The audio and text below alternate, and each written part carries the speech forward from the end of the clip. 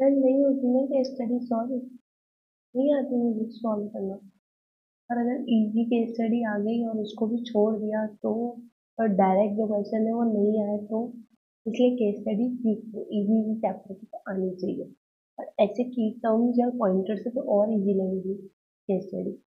Hey everyone, this is your commerce वाली दीदी।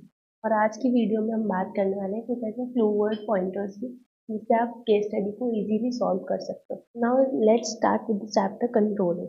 If case mention any of the following point, the, pro- the process of ensuring the process of ensuring that actual activities conform to planned activities, or ensure that an organization's resources are being used effectively and efficiently for achievement of predetermined goals, or is the case mentioned comparison of actual performance with the planned performance।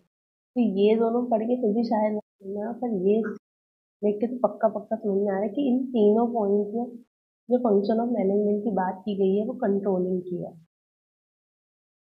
जैसे कुछ pointers आपको याद रखने हैं ताकि आप case study पढ़ के और आपको समझ में आ सके कि वो किस पॉइंट की बात कर रहा है या किस फंक्शन ऑफ मैनेजमेंट की किस एलिमेंट की बात कर रहा है।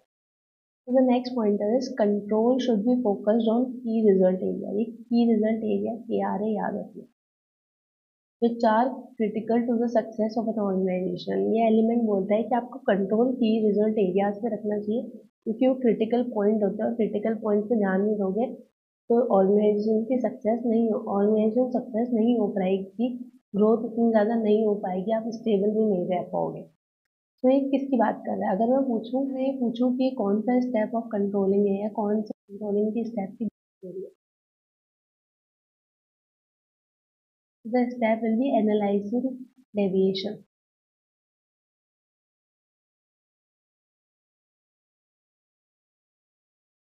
अब एनालाइजिंग डेविएशंस के अंदर ही किसकी बात हो रही है? तो ये बात हो रही है क्रिटिकल पॉइंट कंट्रोल की।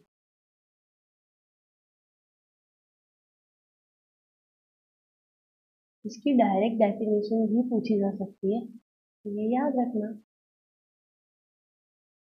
तो द नेक्स्ट पॉइंट है, if you try to control everything you may end up controlling nothing.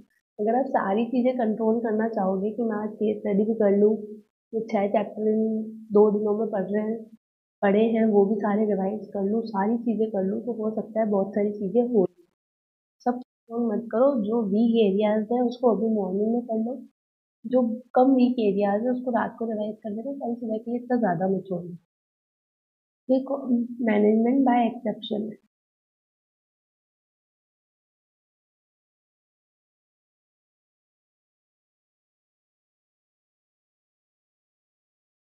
और उसको कंट्रोल बाय एक्सेप्शन भी कहा जाता है।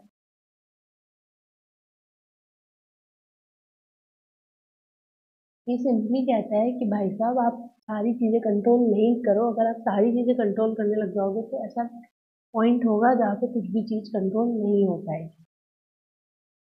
Next point is company could not meet production target due to machine failure, therefore new machinery was imported to achieve production standard। ये किस चीज की बात है? कौन सा कंट्रोलिंग का प्रोसेस यूज हो रहा है? So it is taking remedial action.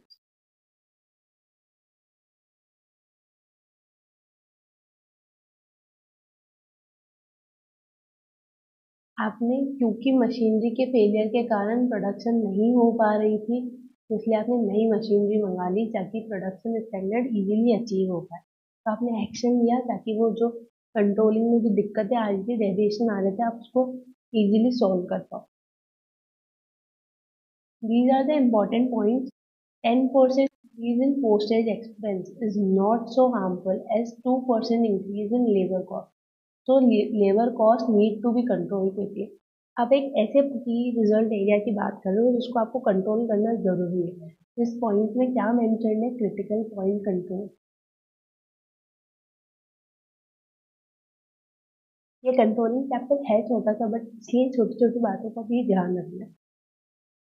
And I am sure ये वीडियो देखने के बाद आपको और कोई केस स्टडी नहीं करनी है और ये वक्त नहीं है पूरी वापस NCERT स्क्रेच से रीड करने का। Next pointer is normal wastage standard is 3% of input, actual wastage come 5%, hence it must be controlled now। कि भाई आपने सोचा था वेस्टेज 3% होना चाहिए, वो तो 5% हो गया। तो आप सारी चीजें कंट्रोल नहीं कर सकते हो, पर इसको तो कंट्रोल कर सकते हो। This is management by exception.